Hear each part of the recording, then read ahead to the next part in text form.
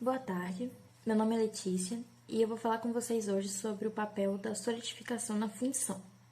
Ao longo da apresentação, eu irei focar na importância da solidificação, sua definição e etapas e como otimizá-la. Agora que já sabemos sobre a fundição e seus processos de fabricação, vamos abordar a solidificação. É um tópico extenso que em algumas faculdades existem matérias só para estudá-la devido à sua importância e complexidade. Antes de abordar o que é e como funciona a solidificação em si, uma pergunta deve ser feita. Por que é importante estudar a solidificação dos metais e das ligas? Quase todos os produtos metálicos passam pela solidificação em algum momento da sua obtenção. No caso da fundição, então, a solidificação é essencial e possui um vasto campo de aplicações. Afinal, obrigatoriamente, o metal precisa passar da fase líquida para a fase sólida. Na fundição, a solidificação do metal ocorre geralmente em poucos segundos. É um tempo muito breve no processo produtivo de uma peça, mas se esses poucos segundos de solidificação não forem bem controlados, eventuais defeitos de fabricação podem surgir, inviabilizando a utilização da peça produzida. Nesta imagem, temos alguns exemplos de por que é necessário entender a solidificação. Conhecendo a solidificação, pode-se dimensionar e localizar os canais de enchimento e alimentação, auxiliando no projeto do ferramental. É possível também se fazer adequações do projeto da peça, podendo tanto auxiliar no projeto do ferramental, quanto ajudar na própria melhoria do produto. Além disso, se o profissional entende a solidificação, ele consegue otimizar e controlar variáveis do processo e conhecer as causas e medidas corretivas em relação aos defeitos que podem ter aparecido durante a solidificação, o que leva a uma melhoria do processo. Algo muito importante também é que esse conhecimento auxilia no desenvolvimento de novos materiais e processos, o que faz com que inovações apareçam no mercado e façam o profissional se destacar em meio aos outros. Mais ao fim dessa apresentação, iremos abordar as possíveis heterogeneidades que podem ocorrer durante a fundição, mas podemos citar algumas que são causadas principalmente por causa da solidificação. Podemos dividir em 3 categorias principais: físicas, químicas e estruturais. Nas físicas temos rechupes, trincas de contração e porosidades. Nas químicas, segregações de impurezas ou elementos de liga. E nas estruturais, tipos, distribuição, tamanho e natureza dos grãos ou cristais.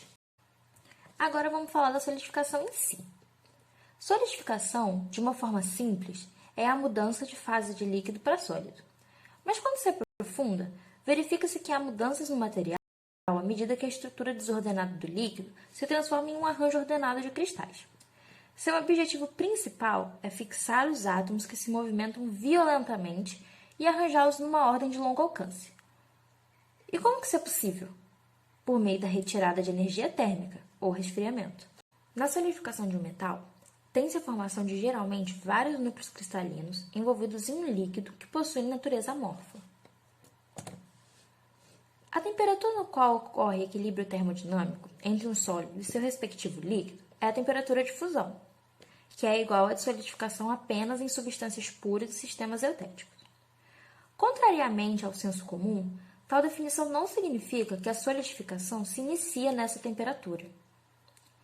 O estudo de solidificação envolve 2 abordagens distintas. Na abordagem termodinâmica, analisam-se as energias envolvidas na solidificação, enquanto na abordagem cinética, analisa-se a velocidade com que os processos de nucleação e crescimento acontecem. Então, a partir dessa informação, podemos fazer uma análise térmica da solidificação.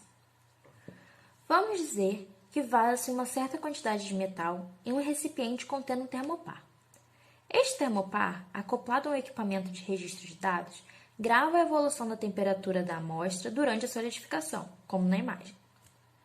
As curvas descrevem o balanço térmico entre o calor que é retirado pelo molde e o calor gerado pelas transformações de fase da amostra durante a solidificação.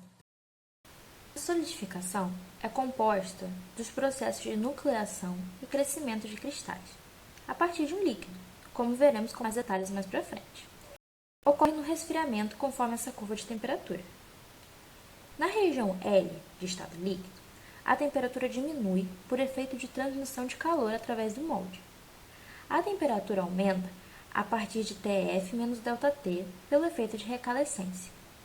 Inicia-se a solidificação através do aparecimento dos primeiros núcleos sólidos. No patamar L mais S, à coexistência dos estados líquidos e sólidos. Ao final do patamar, toda a massa está solidificada, que é o início da região S. Note que a solidificação se inicia numa temperatura situada no intervalo ΔT. Portanto, o líquido se encontra abaixo da temperatura de fusão TF. Isso quer dizer que está superresfriado. O superresfriamento térmico é uma condição essencial para que os embriões da fase sólida possam sobreviver na forma de núcleos estáveis, como irei explicar a seguir ao falar sobre a nucleação.